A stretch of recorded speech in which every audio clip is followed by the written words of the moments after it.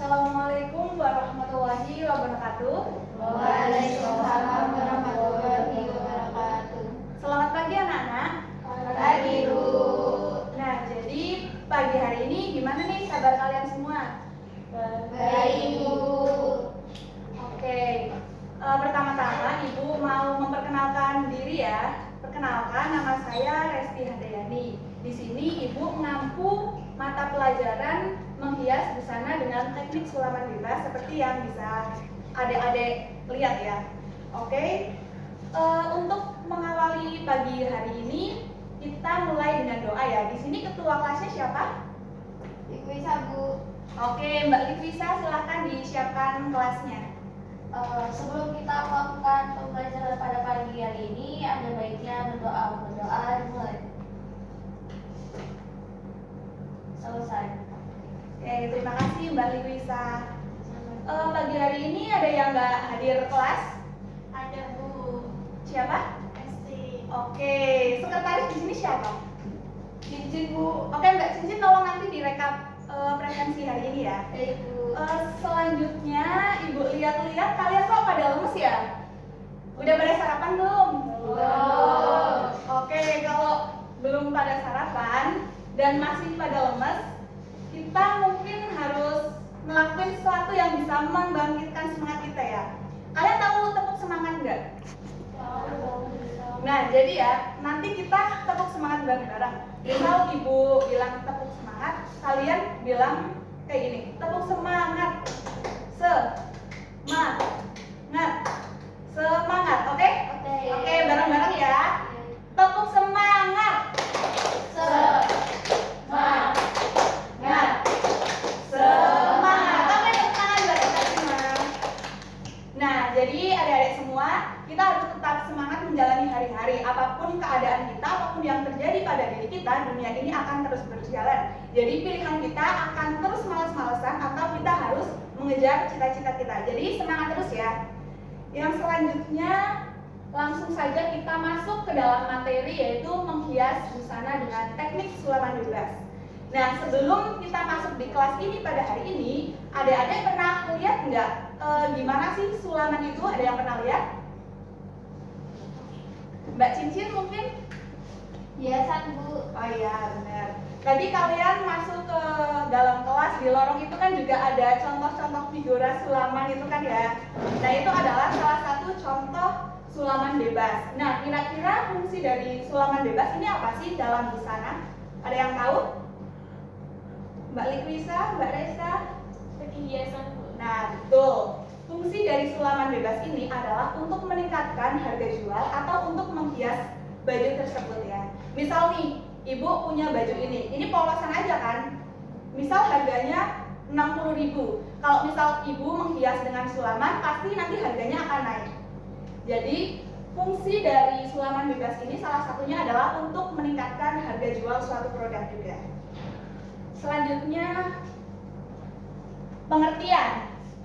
Nah, adik-adik semua ada yang tahu nggak sih apa itu sulaman bebas? Ada tulisannya sih. Mungkin bisa dibacain Mbak Rahma.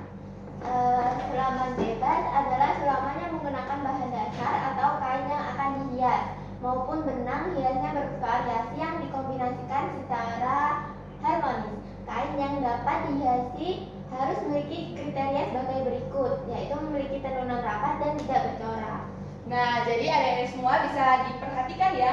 Dari pengertian ini kita memiliki kesimpulan bahwa kain yang akan kita sulam memiliki dua kriteria. Yang pertama, apa? Bisa dilihat? Tenunannya rapat dan tidak bercorak. Nah, mungkin dalam beberapa case juga ada orang yang menyulam dalam kain yang tidak polos atau bercorak, tetapi pada umumnya orang-orang akan menyulam pada kain yang tidak bercorak gitu ya. Sampai sini paham adik-adik? paham. Nah, selanjutnya bisa kita lihat macam-macam contoh sulaman bebas. Oke, saya ingin bertanya ya, sulaman bebas bisa diaplikasikan pada semua aspek kain gitu, misal pada baju, bisa juga pada apa yang di sebelah sini? Nah, sambal. Oke, bisa kita tahu kalau dari macam-macam gambar yang ada di depan ini sepertinya berbeda kan? Ada yang berbentuk bunga, abstrak, dan lain-lain. Setuju? Setuju. Oke, oleh karena itu dapat kita simpulkan perbedaan dari motif atau teknik-teknik ini disebabkan karena adanya beberapa macam tusuk hias dasar atau teknik untuk membuat sulaman. Oleh karena itu, kita akan mempelajari macam-macam teknik sulaman bebas. Yang perlu kita pelajari selanjutnya adalah untuk alat dan bahan. Oke, untuk alatnya sendiri bisa dilihat pada gambar nomor 1, yaitu ada rudder. Siapa yang tahu fungsi rudder? Untuk apa? Memberi tanda. Nah, iya betul. Rudder ini adalah untuk memberi tanda pada kain. Yang kedua ada gunting kecil untuk memotong benang sulam, ada gunting besar untuk memotong kain, jarum tangan sebagai media kita memasukkan benang sulam kepada kain. Yang gambar nomor 7 adalah bantal jarum pentul dan juga jarum pentul. Nomor 9 pendegel. Nomor 10 adalah meteran. Nomor 11 adalah tudung jari. Nah, adik-adik semua ada yang tahu nggak fungsi tudung jari dalam sulaman bebas itu apa? Nah, betul. Jadi, ketika kita ingin membuat sulaman bebas, alangkah baiknya kita memakai tudung jari itu supaya jari kita tidak terkena jarum. Oke, selanjutnya adalah pembidangan. Bisa dilihat pembidangan seperti gambar pada nomor 12 ya. Nah, untuk bahannya sendiri yang pertama tentu saja ada benang sulam. Yang kedua, kapur kain untuk membuat desain pada kainnya. Dan yang keenam, kertas karbon. Next, kita masuk kepada macam-macam teknik sulaman bebas. Nah, bisa adik-adik lihat ya, dalam gambar tersebut ada beberapa macam teknik sulaman bebas. Nah, bagaimana cara kita membuat sulaman agar persis seperti yang ada di gambar? Oleh karena itu, kita perhatikan video berikut. Bentar ya, ini kayaknya iklan dikit ya.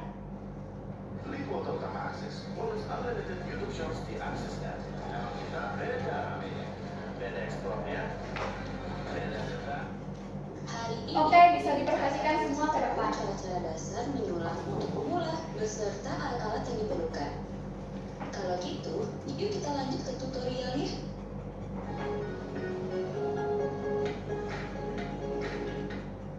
Bahan-bahan yang diperlukan, kain untuk menyulamnya. Di sini aku pakai bahan linen. Kenapa linen? Karena serat-serat kainnya besar dan terlihat jelas. Nah, jadi bisa diperhatikan ya adik-adik semua, kain yang digunakan di sini adalah kain linen, di mana walaupun seratnya besar, tetapi ini adalah sebuah tenunan rapat. Selain itu, di sini juga menggunakan kain yang polos atau tidak bercorak. Bisa dipahami? Bisa. Oke. Kamu juga bisa pakai kain sejenis dengan ini ya. Dan rambling yang bisa kamu beli di pasar ataupun online. Oke, sekarang perhatikan cara memasang pembidangan kepada kain. Pertama, masukkan kainnya dan dikencangkan dengan ikat tarik. Lalu, bila sudah rapi, kamu kunci bagian atasnya. Aku mulai garis dengan pensil untuk paduan saat menyulam.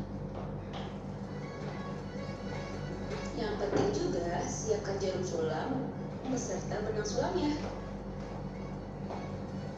Untuk yang pertama, tusuk di lujur. Caranya seperti ini. Ini teknik dasar banget untuk menyulam.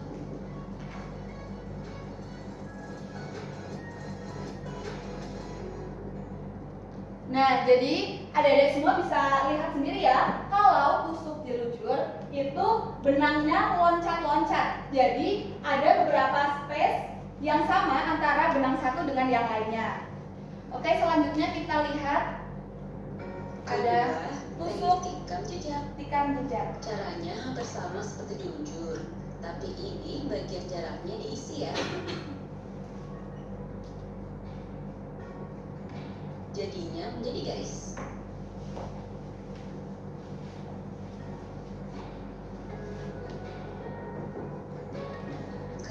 Nah, bisa kita perhatikan tusuk yang nomor 2 adalah tusuk tikam tikam jejak, di mana perbedaan antara tusuk tikam jejak dengan tusuk yang pertama apa namanya tadi? Ya, jujur adalah pada spasi antara benangnya. Kalau tikam jejak itu tidak ada spasi, alias benang ini akan menyambung sebagai sebuah garis. Paham adik-adik? Oke. Ketiga, tusuk rantai. Masukkan jarum lagi di titik yang sama. Jangan lupa masukkan di atas ikatan benangnya dan ikat menjadi seperti ini.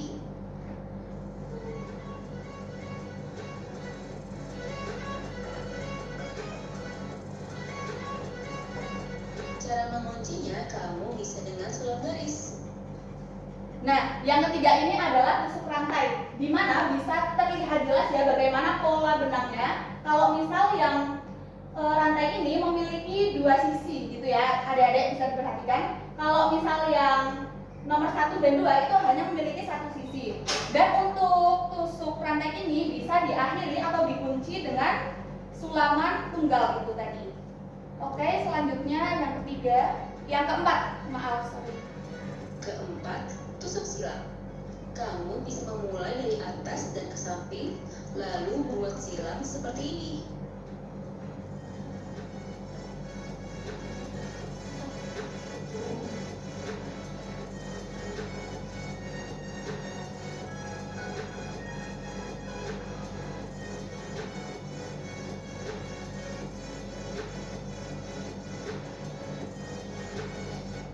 Nah, jadi yang keempat atau tusuk silang ini hasil akhirnya akan membentuk huruf X yang berurutan. Paham adik-adik?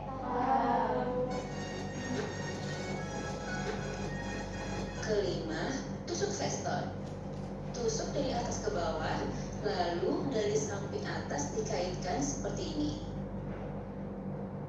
Untuk tusukan selanjutnya akan berbentuk setengah kotak seperti ini.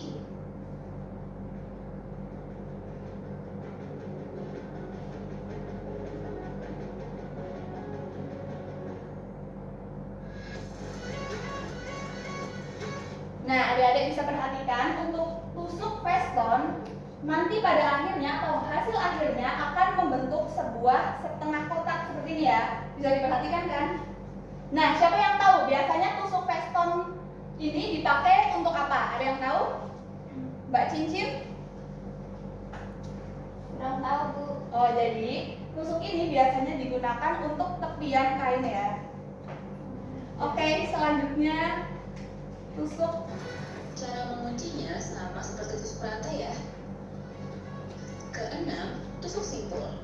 Caranya kaitkan dua benang, lalu masukkan dekat tusukan pertama dan tarik perlahan. Jadinya akan berbentuk simpul seperti ini.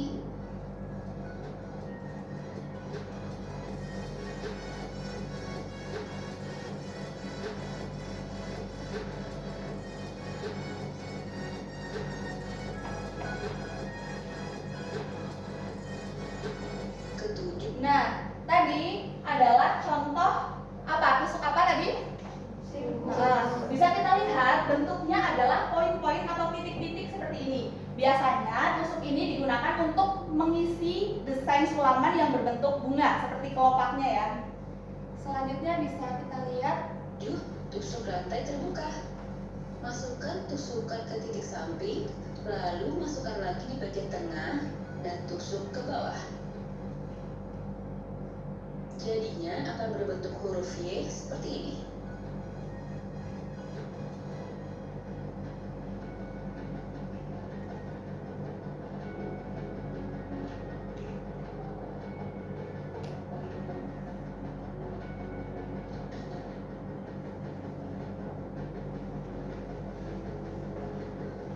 Kedelapan, tusuk pipih.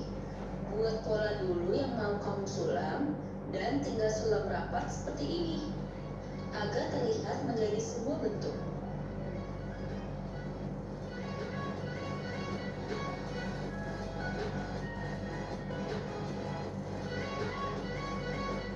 Dan selesai.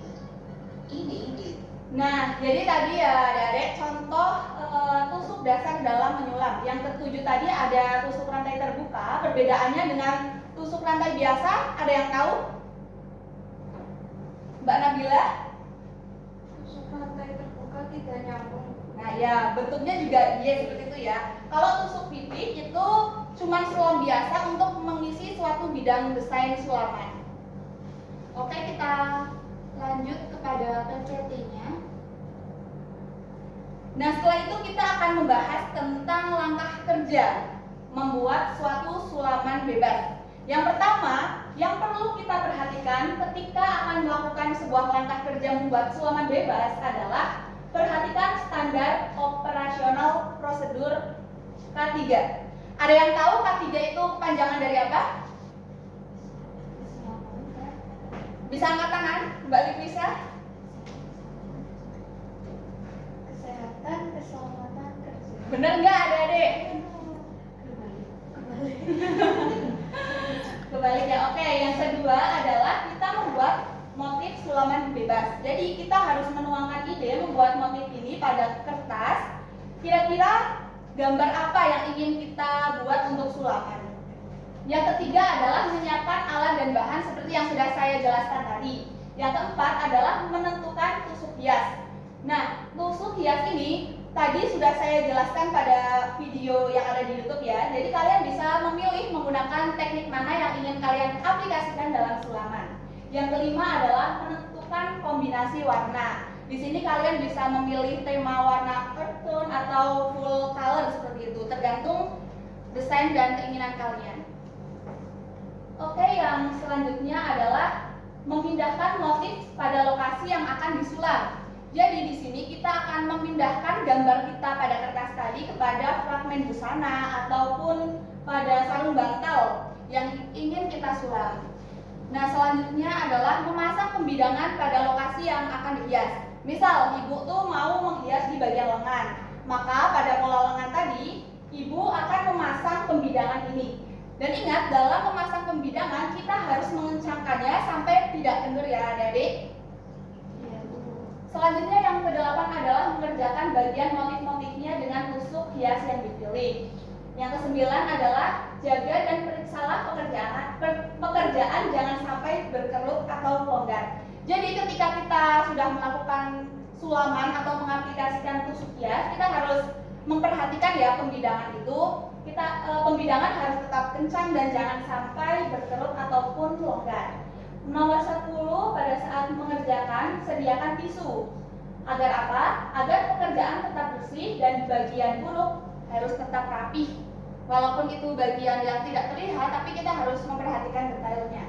Nomor 11 adalah rapikan pekerjaan dengan setrika. Dan ini lebih baik kita menggunakan setrika uap ya adik-adik. Supaya apa?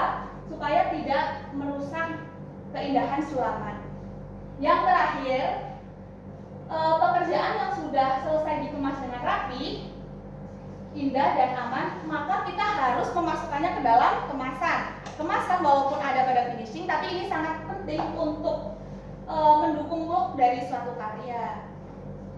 Nah oke, jadi mungkin tadi adalah sedikit materi yang dapat Ibu sampaikan ya. Sekarang mungkin kita bisa mengulas sedikit lagi materi tadi. Yang pertama, tadi pengertian sulaman bebas apa adik-adik? Coba sebutin Mbak Nabila. Lupa? Mbak Cincin? Sulaman yang digunakan sebagai hiasan pada suatu bidang seperti kain atau baju. Nah oke, bidang yang digunakan itu syaratnya adalah tenunan yang rapat dan juga tidak. Oke. Selanjutnya alat bahannya yang paling utama tadi ada apa? 1, 2, jarum, 3, ya, keempat, kainnya. Oke, itu yang paling penting ya. Selanjutnya tadi Ibu sudah memberikan contoh kepada kalian ada berapa macam teknik hias sulaman? Jelujur, Ya. tingkat jejak, rantai, sesam, Silang, pipi, rantai terbuka, tikas, jejak. Oke. Nah selanjutnya untuk langkah-langkah kerja kalian bisa amati lagi ya, nanti Ibu share PPT-nya. Selanjutnya masuk kepada tugas. Ibu minta kalian, sekelas ini ada berapa? 24 anak ya? Iya. Nah, jadi Ibu minta kalian membentuk 6 kelompok dengan masing-masing kelompok berisi 4 orang. Lalu Ibu akan tugaskan. Yang pertama, masing-masing kelompok itu harus membuat fragmen busana, 4 fragmen untuk masing-masing anak. Misal, satu kelompok Mbak Nabila membuat lengan, Mbak Resa membuat kerah, Mbak Likwisa membuat pola depan, dan Mbak Cincin membuat pola bagian belakang. Selanjutnya, buatlah desain sulaman bebas pada fragmen tersebut. Jadi nanti kalian membuat desain dalam fragmen tersebut ya. Nah, yang ketiga adalah kalian membuat sulaman bebas sesuai teknik yang sudah diajarkan pada video tadi. Paham adik-adik? Oke, yang selanjutnya sebelum kita menutup pelajaran pada hari ini, Ibu mau tes semangat lagi ya. Jadi kalau Ibu bilang tepuk semangat, kalian jawab kayak tadi ya. Oke adik-adik? Oke, tepuk semangat. Nah, oke, terima kasih. Tidak terasa sudah di penghujung kelas hari ini. Mohon maaf apabila ada kesalahan tutur kata dari Ibu yang disengaja maupun tidak disengaja. Mari kita tutup kelas ini dengan alhamdulillah bersama. Alhamdulillah. Sekian, wassalamualaikum warahmatullahi wabarakatuh. Waalaikumsalam warahmatullahi wabarakatuh.